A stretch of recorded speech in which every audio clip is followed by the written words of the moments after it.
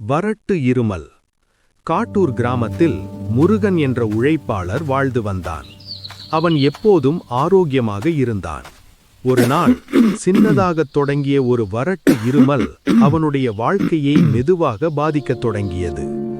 சளி இல்லை, காய்ச்சல் இல்லை, ஆனால் இரவு முழுக்க நிம்மதியான தூக்கமில்லை. இது சின்ன விஷயம்தான் என்று அவன் அலட்சியம் செய்தான்.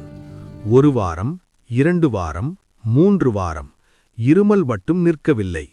அப்போது சுகாதார பணியாளர் சொன்னார், 3 வாரத்துக்கும் மேலாக நீடிக்கும் வறட்டு இருமல் சாதாரணமல்ல. உடல் எச்சரிக்கை கொடுக்கிறது. உடனே பரிசோதனை செய்து கொள்ளுங்கள். முருகன் மருத்துவமனைக்குச் சென்று பரிசோதனை செய்தான். அதிர்ஷ்டவசமாக பெரிய பிரச்சனை இல்லை. சில நாட்களில் அவன் நலமாகிவிட்டான். இன்று அவன் சொல்லும் ஒரு செய்தி: வறட்டு இருமலை அலட்சியம் செய்யாதீர்கள்.